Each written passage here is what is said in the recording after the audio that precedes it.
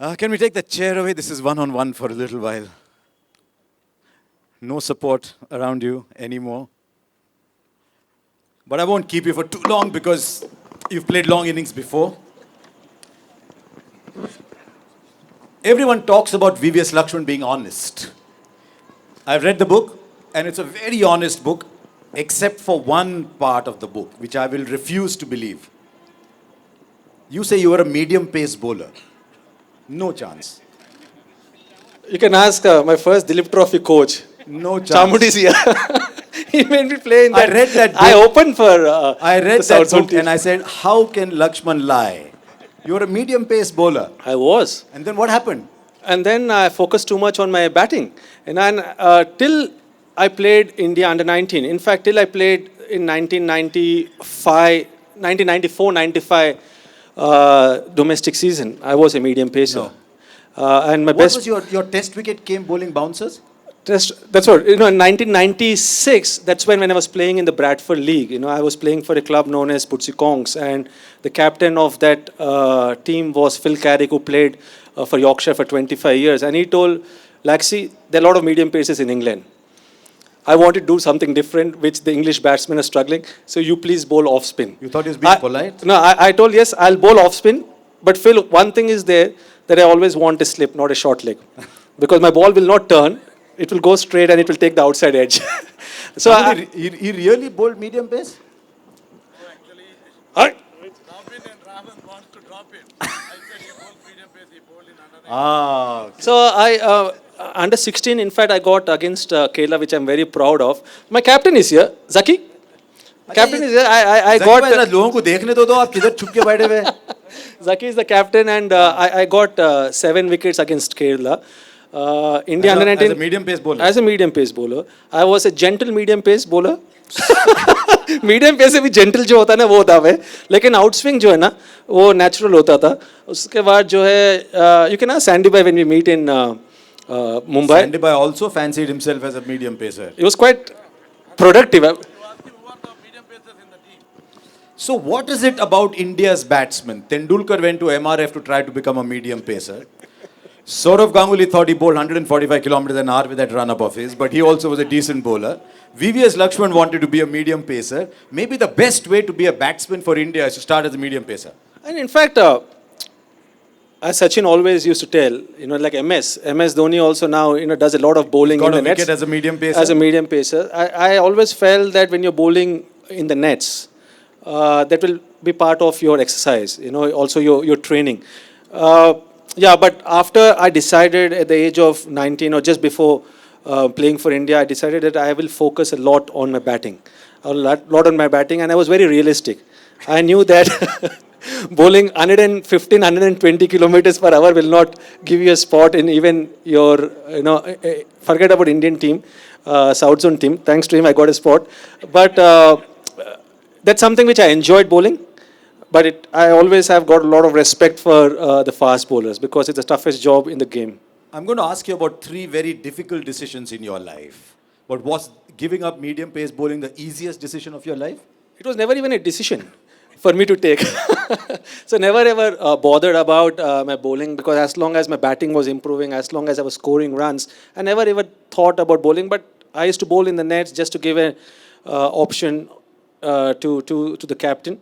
But yeah, that was never ever a tough decision or a decision for that matter. Good you did. With your back, you wouldn't have gone too far anyway. So it's okay. And my knee. Okay, 3 tough decisions in your life. Which was the toughest? Becoming a cricketer over being a doctor? Not opening the batting anymore? Or quitting the game at the end? Which was the toughest decision to take? All of the 3 were tough, but I would say giving up opening. Because when I was allowed by my parents, they gave me the freedom to pursue cricket as a career. I had the maturity of my parents, who were experienced enough, who had seen a lot of life, who on my behalf took the decision. I had my uncle who knew the potential I had. Probably he knew more about my game than I knew. He had more belief in my abilities than probably I had. So he influenced in that decision. So it was not a tough decision. at the age of 17. It was totally my uncle and my parents who took the decision, and I was very happy with the decision. So I was also very pleased and grateful that they allowed me to play the game. So it was not a tough decision. The third decision was retirement. Yes, anyone who retires from the game, anyone who is giving up something he loves, and that was something which he enjoyed doing right from the age of 5 till 37, 38, to give up that and to know that you're not going to bat again for your country. That's again a tough decision. But by then, by 37, 38, I had already achieved a lot in my career, played 134 test matches. I had seen everything, so there was nothing exciting. And in my book, I also wrote the reason I wanted to prolong my career by 1 year, because we had a poor performance against England and Australia, just to regain that pride which I felt I lost in England and Australia. Both the teams coming to India, and I wanted to be part of the team which wants to beat them. So that was a tough decision, but it was not the toughest. The toughest was giving up opening. The reason for that is this was in 2000, and the Indian middle order had Rahul at 3, Sachin at 4, number 5 was Azharuddin, number 6 was Sourav Ganguly. And how would you fit into that middle order? Class players, experienced players, performers.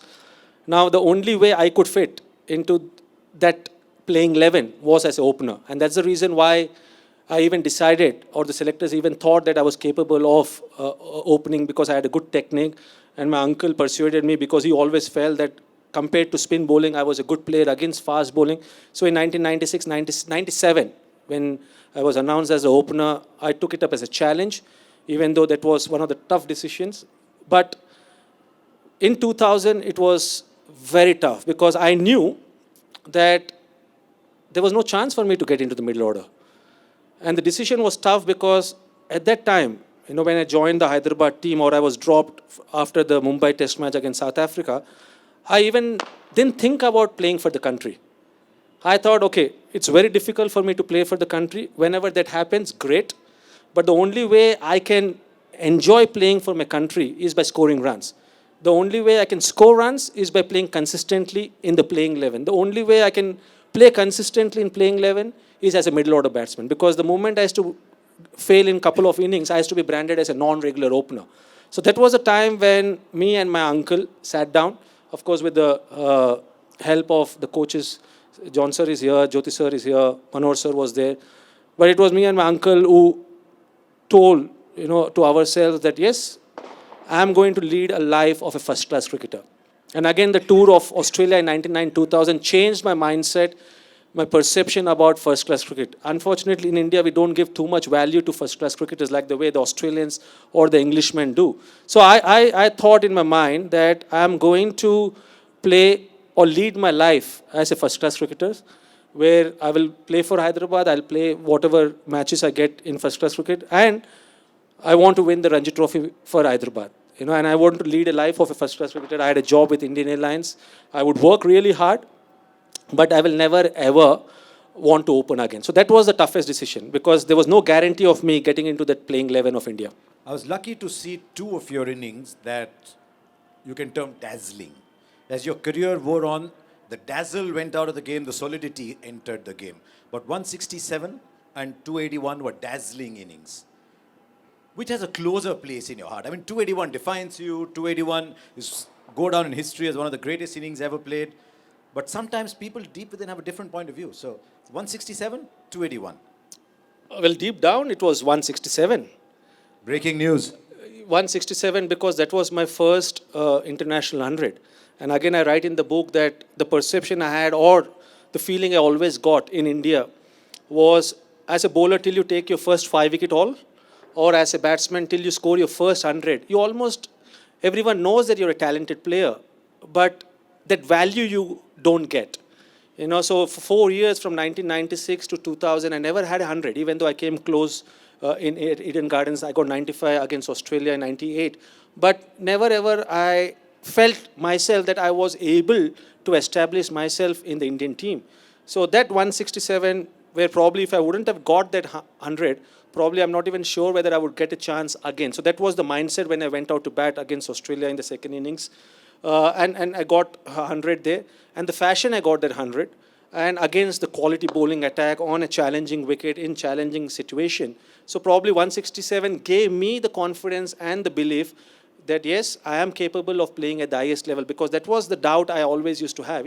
Am I good enough to play at the highest level and score, or I will be one among the thousands of domestic players who score hundreds after hundreds in domestic cricket, but once they come to the international level, they don't establish themselves. So that 167 removed the doubts, removed whatever apprehensions I had about my game, and I believed after that that yes, I belong to international cricket, and I will go out and I can perform against the best of bowlers. I don't think you defended a single ball in that 167. You know, soon after that, Ricky Ponting was in our studio in Singapore. He had injured his knee, so he wasn't playing. And we were looking up at scorecards, and word came that Laxman was 230 not out. Might have been the triple hundred against Karnataka. Might have been around then. So I said, oh, Laxman's 220 not out. And Ponting stood up and just looked up and said, probably batted 2 hours. Yeah, absolutely. I scored very quickly in that match. You know, that was a 300 I got against Karnataka the same year in the semi-finals in the Ranji Trophy. What did 281 do to you? 281 defines you. It's your Twitter handle. It's on the cover of your book. 281 defined you. Did 281 trap you in a way? It never ever trapped me. You know, while Did people expect a 281 every time you? I mean, I saw your innings in Zimbabwe after the 281, and it seemed that the fielders were spectators. I mean, they were just having fun, and you were making these gorgeous 30s.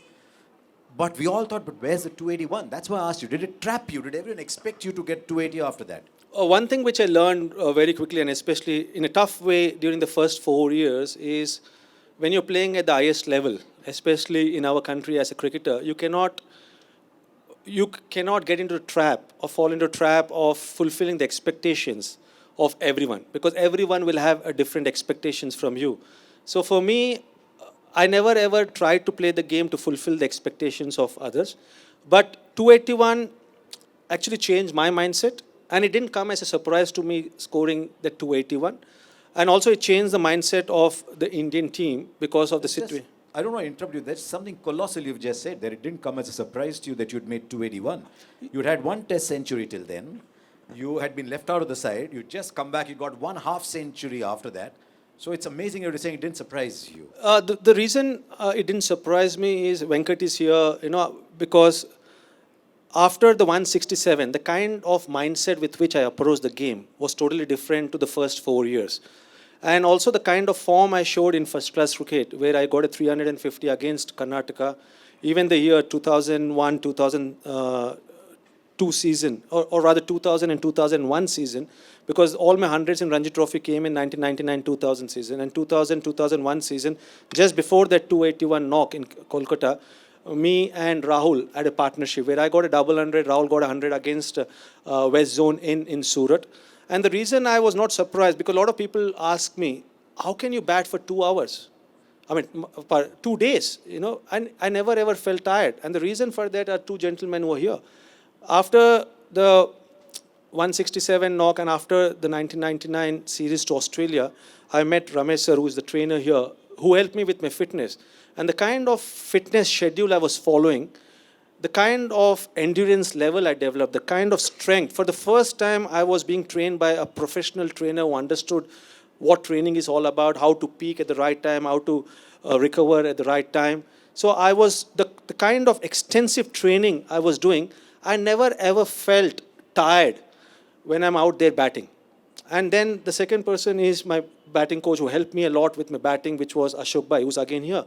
Now, every day after my practice at St. John's or with the Hyderabad Ranji Trophy team or wherever I'm practicing in Hyderabad, I used to bat for 2 hours non-stop in a small room in a temple of Mr. and Mrs. Dixit, who are also here. It was a cemented surface, a smooth surface inside a room, which was probably not even 16, 15 yards. And I used to bowl with a plastic ball, where the ball was coming at a quicker pace. And I used to bat non-stop for 2 hours. He used to bowl. I could bat more, but I used to be a little considerate that, you know, I batted enough, his shoulder may be hurting. So when I prepared in that fashion, where physically and mentally I was ready to play, or, you know, to play those kind of long innings. So that's why that didn't come as a surprise to me. But again, it's an understatement also, because the situation we were in, or the kind of bowlers we were playing against or the kind of team we were playing against, yes, you had to be at the top of your game, but I always believe that if I prepared well, I'll never ever think about the outcome. So I feel really, I was really pleased with the way I prepared for that season, and as it occurred, that test match was a turning point in my career, and also in the in the fortunes of the team after that. That 281 will go down the history of the game for many reasons. It turned around his career. It told India that they could beat Australia, but it also told people never ever give a follow on. I think for years after that, Australia never ever gave a follow on. They said, let's go back to bat, ensure we don't lose, and then we come back. You don't sweat very much, do you? No, That helps too. But your partner in all these innings sweated enough for 6 people. and again, credit to Rahul, because coming into that game, he was down with a viral fever, and Rahul had a very bad tendency of cramping, and he used to lose a lot of fluids. In fact, 2000, I don't know, some of you know, Rahul Dravid sweated enough for both teams put together. yeah, but And VVS Laxman sweated once in 3 months. again, the nature of our fitness and the bodies. But again, credit No, to Rahul. you read the Gita and he didn't. Or I met the Gita, and he didn't meet the. Yeah, but it's a fair point. Yeah, but I think, credit to him. What Rahul exhibited that day and throughout his career was that mental strength. And that's something which is so important when you're facing a mammoth situation and a challenge. And I think what he exhibited that day was that he could do anything for the team. Because I was at number 3, and Rahul, usually the vice captain of the team, bats at number 3. But not even once during that partnership did he show signs of him being upset or disappointed with me batting at 3 and him batting at 6. And that's Rahul Dravid for you. Always did anything possible for his team and for his country. It's true that I can tell you, it was, for me as well, one of the best phases of watching Indian cricket. Not just because there was a dazzling talent, wherein the Sehwag was just coming up, the great Anil Kumble was around, Tendulkar, Ganguly. It was the finest collection of people that I have seen. And I think it was part of that. They were just such lovely people, and you grew to establish a trust with the players. And to me, that was important. So I just thought I'd say that. You mentioned a great deal in the book. There's a whole chapter in the book about loneliness. Now, a lot of people think that the life of an international sports person is wow. It's glamorous, you stay in the best hotels, everywhere you go, people are clicking photographs. Though, as Venkatpati Raju says, sometimes they come and hug you when people are watching and don't when nobody is. It's an interesting little sidelight in the book. But everyone thinks it's a wow, glamour life. There's cameras on you, there's people willing to throw themselves on you almost. And it's interesting, you wrote a whole chapter on loneliness. Yeah, which is very important. It's not only as a cricketer, but any sports person. You can ask Gopi or all the sports person here, is ultimately everyone, and this is a favorite word, or which probably since Trescothick had that problem of depression, but I feel that every sports person at various stages in his careers goes through depression. But in India, I feel that we are not taught to recognize depression, and we feel that as sports person, we have the mental attitude and the capability to overcome any depression or any negative thoughts you go through. So some of that was very challenging, especially for the first 4 years when I was not even established in the team, and the consistent battles or the continuous battles I used to have in my mind, especially on away tours. Because in the first 4 years, I played a lot of away tours. I went to South Africa, I went to West Indies, I went to New Zealand, I went to Sri Lanka, Zimbabwe, So I think there were a lot of overseas tours. And when, especially, it becomes very tough when the team doesn't do well and you don't do well as a player, because at that time we used to share the rooms, So who do you approach for any kind of motivation, any kind of consoling? Because your roommate or your partner, your colleague himself is depressed, is disappointed. So I feel that that's a very important element, which if you have to be successful, if you have to be having longevity in your career, you have to overcome that loneliness. You have to overcome the mental battle you go through, and the loneliness. Loneliness is so depressing because I can tell that The first time I actually felt lonely was in 1995, because till then I always used to be with my teammates. There used to be a coach, there used to be a manager who used to travel with me, or when I'm in Hyderabad, I'm pampered, looked after by my parents. Every basic need is taken care of. For the first time, I got an opportunity to play club cricket in England, and for 5 months I was all alone. Even though there were some Mumbai friends of mine who shared my house, and they stayed with me, like Amol was with me, but I had to look after all the basic needs. Now, for the first time, I felt that I was homesick, and I wanted to go back. And that's when my that's when my father used to write letters to me saying that, he talked about Vivekananda. In that letter, it used to be, arise, awake, stop not till you achieve your dream. So that was the first challenge for me to face loneliness. And that season was terrible for me. I didn't do well for my club. I used to, because as a professional, you're expected to score runs every week. And the moment you don't score runs on Saturday, the next week, none of your club members or your teammates talk to you because you've let them down. So how I used to face that challenge. The second phase was after I got married.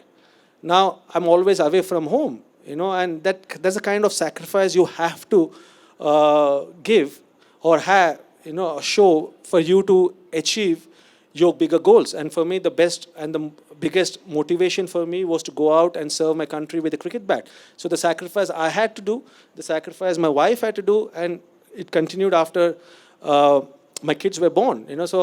And that's the challenge for everyone. And I think we underestimate the essence of loneliness. We underestimate, or never, we undervalue this aspect of a cricketer. Yeah, it's glamorous. Yes, everyone scrutinizes your performance. Yes, you go to all the parties. Yes, you walk the limelight whenever you do well. But no one sees what happens behind the scenes. And I always feel that a person or a player who wins this mental battle will have longevity. And ultimately, you will achieve excellence, which I always wanted to, or strive to achieve excellence. You achieve excellence only when you have longevity in your career. So these were some of the sacrifices or the mental battles I went through in my life. And again, that was a suggestion by Kaushik, because he, as a media person, you have traveled so much over the years. We know why why you didn't do the India-West Indies series just recently, because you've been away from Anita, you've been away from home. So the kind of trauma, even the media persons who travel, or as cricketers we travel, go through when you're spending 2 months, 3 months away from your loved ones. At least nowadays, it's a day and age of where there's so much of communication, where you can use FaceTime, Skype, to see your loved ones. But before, there was no such avenue. So I think this is the biggest battle. And one of the reasons we wanted to put there is, as I told before, is through this book, it's a sort of giving various people at different walks of their life or different phases of their life what I went through and what I did to overcome that. So it can be a learning for a lot of young cricketers. Well, the news for you, since you're embarking on a media career, is when you get to my age, you still feel exactly the same. So it's not going to go away from you. And Yep. as he said, that is one reason why I pulled out of this series, because after a while, you start to say, how much longer are you going to do this? Now, what's interesting is that you read the book. A lot of you know Laxman, simple, straightforward, honest, and yet some of his best friends were poles apart from him as a person. You and Virender Sehwag having an evening together is unimaginable. Even for me, it's unimaginable. And yet you did. Ashish Nehra, Zahir Khan, as different from you as possible, loved parties. Your idea of a party was reading the menu of room service, maybe, I don't know. So how did you get along with these kind of people? Or were you just searching for someone who was completely different to you? No, I think, no, I've never ever was searching for something different from me, but someone different from me. But I think You and Sehwag? the best thing about that group was they enjoyed their life. The best thing about that group was, I think, till my generation, we were all too much engrossed in achieving our goals. Achieving our goals, we were almost like, we had the tunnel vision. Is nothing, you cannot be distracted. All you have to think day in and day out is about your goal, about your dream. You cannot have any distractions. You cannot have any avenues of releasing it. But what I felt with Viru, what I felt with Zach, that entire group, UV, you can have Bajji, all of them. I think what they got into the team was a sense of freedom, was a sense of, enjoying the life to the fullest. And I always was someone who always, even though I didn't crack too many jokes, I always liked being around people who can lighten the mood, and these guys were just unbelievable. Take you to a nightclub then? Oh, yes. You can have Breaking- Parthiv Patel, the various breaking stories news about again. me going to a nightclub. Don't ask about me dancing and all that stuff. Okay, But, there's yeah. one other mention in the book about how VVS Laxman got Anil Kumble to dance on a table. And what did I write? That was one of my proudest moment, isn't it, Kaushik? Because Anil again, very, very serious.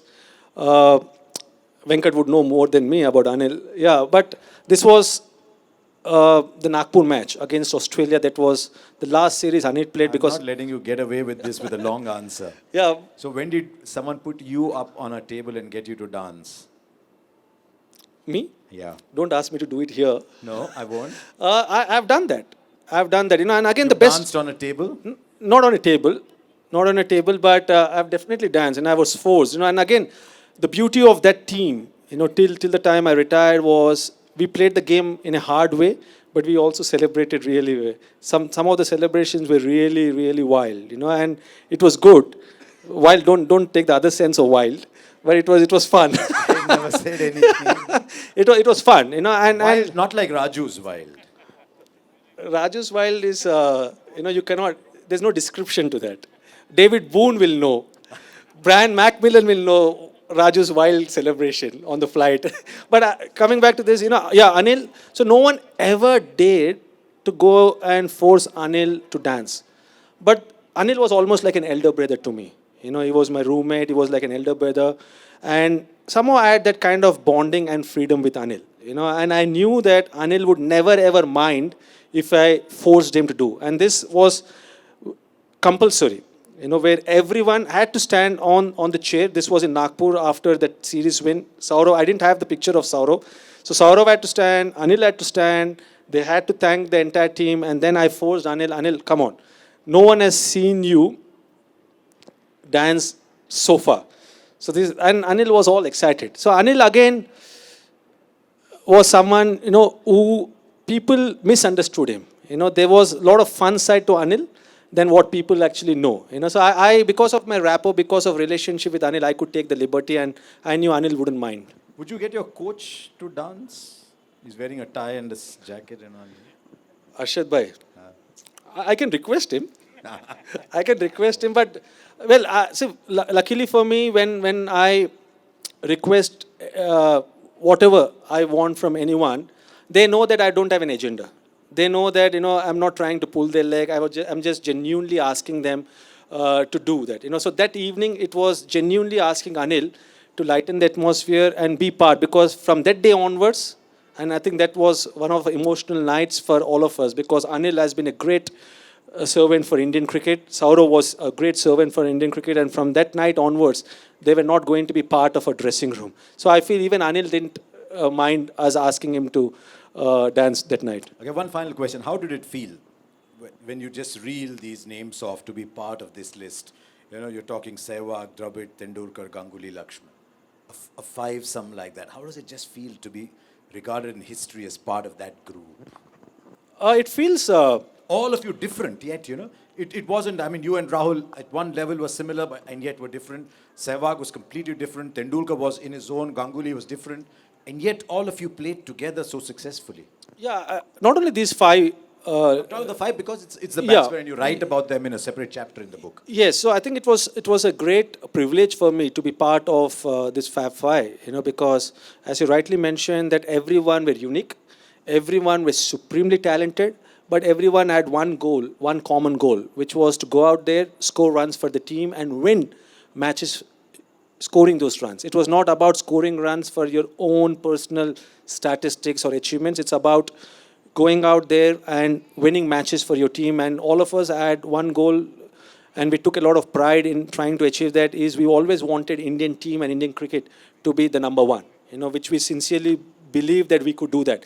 But again, what can I say when I was the non-striker of Sachin in the Desert Storm match, or when I saw him bat at Sydney. I was a Did he non-striker. really scream at you? He did. He screamed at you? He did. He did? Yeah, and the best part about it was immediately after that, twice he screamed at me. One was the Desert Storm match. The other one was when I got him run out in Bangalore in the 2001 Australia One Day Series, because he was close to his 10,000 and he was running at the danger end and I didn't want to run and I was ball watching and he got run out. He screamed at me, and then the same evening he came and he apologized, like the way he did in Dubai, because he was in a zone. He just didn't know what was happening at the other end. All he wanted was make India qualify for the finals. So I think it's, and then Viru, the way he batted right from the first time he played for India in Test match cricket, the way, in fact, I discouraged him from opening batting, because with my personal experience, I thought, Viru, you should not be opening, because yeah, you wait for your chance, you got amazing talent, I'm sure you'll get your chance, and you play in middle order.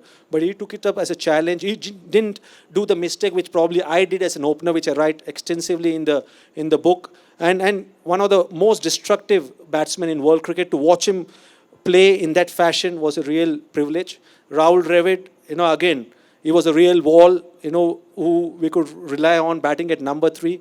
And then Saurav Ganguly, what can we say about Saurav? My favorite captain, and the way he went out, score runs, the elegance on the offside. And the best part of all these players, when we batted together, was we never tried to influence the others. There was one common goal, yes, we have to score runs, we have to build a partnership, but never ever they would come and tell to me that you bat in this fashion, or I would go and tell to them that you bat in a certain way. And I think it was a real privilege and honor to be part of that Fab Five. It was a real privilege to watch you bat. People always complained to me that the best expressions came when Laxman was batting. I said, no, they didn't. He just batted like that. Don't ask Sailaja to mimic that, because even that she tells, the best expression when I get out. You do? She does that. Anyway, thank you very much. It was wonderful. I've talked to Laxman for years, and I can talk to him for years more, but it's wonderful hearing this story. Young boy who grew up playing on matting wickets, like so many of us, playing league cricket at Lingampalli and Goshamahal and parade grounds and everywhere, and then went on to be among the best in the world. It's a beautiful story, and I hope I can come back here one day to talk about somebody else who's done such a beautiful story. But ladies and gentlemen, VVS Laxman, 281 and beyond. Yeah, before One of the going great in, moments in our game. Thank you, Harsha bhai, and thank you to each one of you for coming here and making this evening a special one. We wanted to truly have a cricket conversation, and who better than Harsha bhai to moderate that, because while I'm not sure whether what he thinks, he's a Mumbaikar or an Hyderabadi, but deep down I know that whenever I meet him, I just ask him, Hyderabadi mein baat mat karo mere se. But deep down, he still enjoys playing with Arshad bhai and all the legends of Hyderabad cricket. So thank you very much, Arshad bhai, for coming here and making this evening a special one. And thank you, each one of you. And to all my friends, my well-wishers, it's been a remarkable, enjoyable journey for me. And thank you, each one of you, for making it really enjoyable. Everyone here have played a part in that journey. That's why I've invited each one of you. And from the bottom of my heart, thank you for making my journey such a memorable one. Thank you very much. One book for Asha, please. Come on.